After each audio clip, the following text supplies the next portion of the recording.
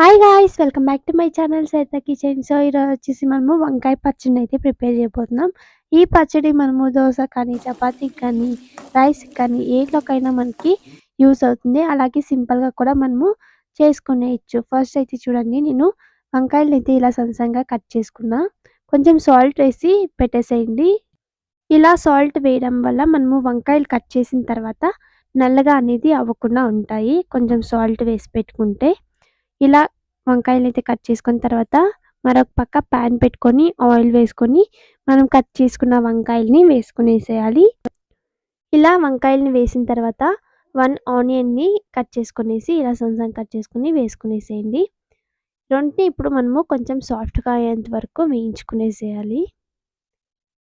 So, ఇలా అంతా ఒకసారి బాగా మిక్స్ చేసి పెట్టేసేయండి కొద్దిసేపయితే. చూసారు కదా! సో, మనకి వంకాయలనేది కొంచెం సాఫ్ట్‌గా అనేది అయ్యాయి. ఇప్పుడు మనము ఒక 2 టమోటోస్‌ని కూడా సన్నగా కట్ చేసుకొని వేసుకోవాలి. టమోటోస్ కూడా వేసేసి ఒకసారి అంతా మిక్స్ చేసేయండి. ఇలా అంతా బాగా ఒకసారి మిక్స్ చేసుకున్న తర్వాత టమోటోస్ కూడా కొంచెం బాగా సాఫ్ట్‌గా అయ్యేంత వరకు వేయించుకునేసేయాలి ఇలా. ఇలా వేయించుకున్న తర్వాత అంతా ఒకసారి బాగా మిక్స్ చేసేయండి. ఇలా బాగా సాఫ్ట్‌గా అయిన తర్వాత కొంచెం పసుపు, అలాగే కొంచెం సాల్ట్ కూడా వేసేసి ఒకసారి అంతా మిక్స్ చేసేయండి. ఇలా అంతా ఒకసారి బాగా మిక్స్ చేసుకున్న తర్వాత సో, ఫైనల్‌గా మనము దీన్ని కొద్దిసేపు ఆరించుకునేసి గ్రైండ్ చేసుకునేసేయాలి. ఇలా అంతా ఒక జార్‌లోకి వేసేసి కొంచెం కచ్చా పిచ్చిగా వేసుకోండి. మీకు ఎలా కావాలంటే అలా వేసుకోండి గ్రైండ్ చేసుకునేటప్పుడు. చూసారు కదా! నేనైతే ఇలా అయితే గ్రైండ్ చేసుకున్నా. ఇలా గ్రైండ్ చేసుకున్న తర్వాత మరొక పక్క పాన్ పెట్టుకొని పోపయితే వేసుకునేద్దాం. పాన్ పెట్టుకొని ఆయిల్ వేసుకున్న తర్వాత ఆవాలు కొన్ని వేస్తున్నాం. ఆవాలు వేసిన తర్వాత పచ్చిమిర్చి, అలాగే కొంచెం వట్టిమిర్చి, అలాగే వెల్లుల్లి ఇలా కచ్చాపిచ్చిగా దంచుకొని వేసుకునేసేయాలి.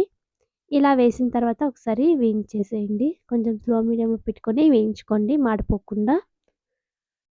ఇలా వేయించుకున్న తర్వాత మనము పచ్చినైతే గ్రైండ్ చేసుకున్నాం కదా! ఆ పచ్చినైతే వేసేసేయాలి. ఇలా వేసేసి ఒకసారి అంతా మిక్స్ చేసేయండి.